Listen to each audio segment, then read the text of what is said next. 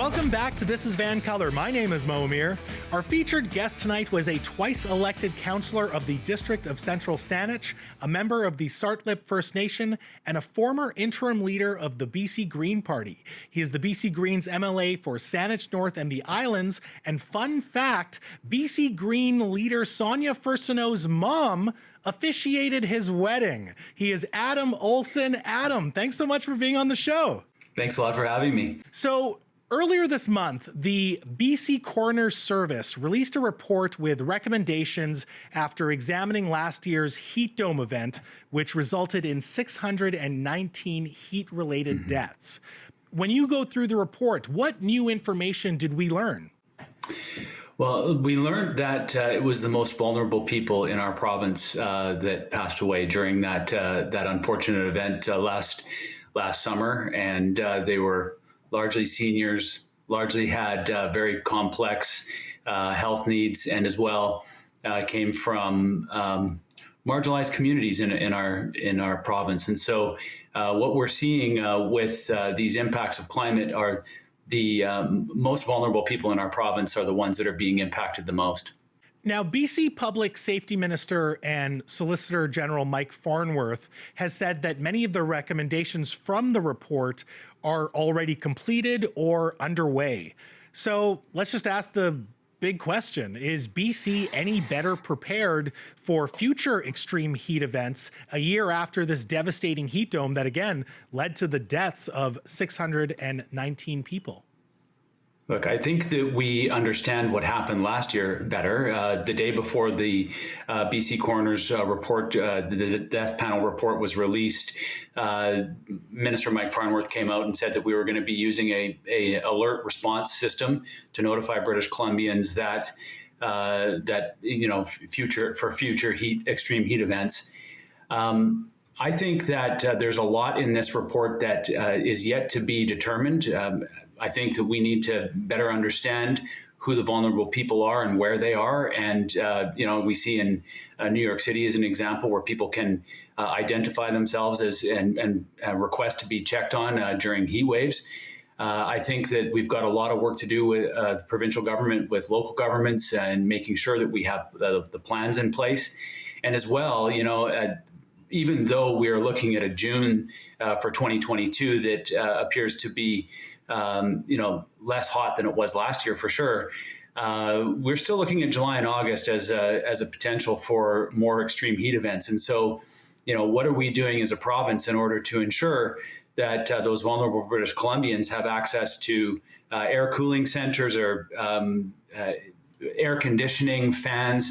I don't see the provincial government putting in place subsidies or rebate programs to ensure that people have the infrastructure that they need in order to stay cool during these extreme heat events.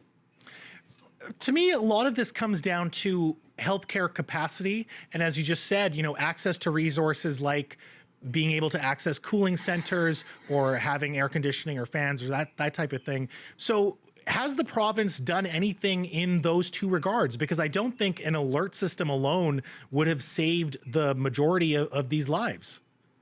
Well, we were talking about that heat dome or the extreme heat event for a couple of weeks leading up to it. There was a lot of information for British Columbians. I don't know that we, as a population, necessarily took it as seriously as the event was, a very serious event. When we're talking about the most vulnerable British Columbians, the question is, will they even get a heat alert? Will they have the devices that we're going to get an alert, on the cell phone? Do they have the minutes in order to be able to receive those? What about a ride? Many British Columbians, especially seniors who have complex healthcare needs, may not be able to actually get to a cooling center. So it's not just about identifying who these people are, it's also putting in place the infrastructure to be able to help folks get to those cooling centers and to be able to provide them the resources and the infrastructure that they need. So when Minister Farnworth came out and said we're going to use an alert system, I think that was a criticism from last year that absolutely we didn't use a system that was in place. We should be using that. We should also recognize that that's not a complete solution to the problem, and that my preference in this, of course, would have been for Minister Farnworth to put in place a comprehensive plan like we see in other places. I think it's partly in place in New York City. I think France has a complete plan in place. So we need to be proactive in this.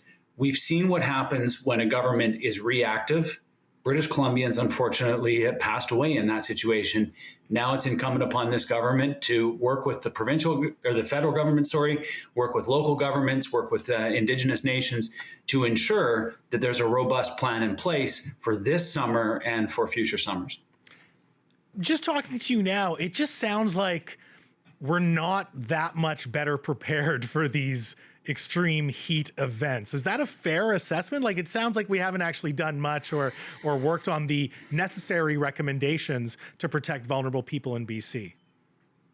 I don't get a sense that we are. And, as someone who's very tuned in, obviously, as an MLA, I've got 50,000 constituents. A certain number of those are going to be those vulnerable citizens. We would be informed about this. And I don't get a sense that we are in a better position this year than we were last year. We certainly have more information. We know how these events impact the populations. We know where the highest impact is. That's better than we were last year. However, we've known for 30 years that the impacts of climate change were going to have a devastating impact on people and on the natural environment. And so now is the time that we need, we haven't had these programs in place. Now is the time for us to be active. Well, hey, Adam, thank you very much for this explainer. As you said, it seems like these type of extreme weather events will be more common in this province, sadly. And I think climate adaptation will increasingly become an important file for the government. So I appreciate your time. Thanks so much. Thanks a lot for having me. Folks, he is the BC Greens MLA for Saanich-North and the Islands. He is Adam Olsen.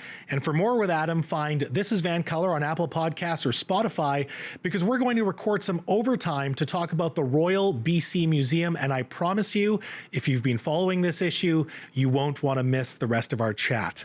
Now stick around, because after some business, what's the best summer song ever? I have some thoughts, and unfortunately for me, so does Katie Merrifield. Well, actually, the super serious debate about the super serious things is up next. My name is Mo Amir. This is VANCOLOUR.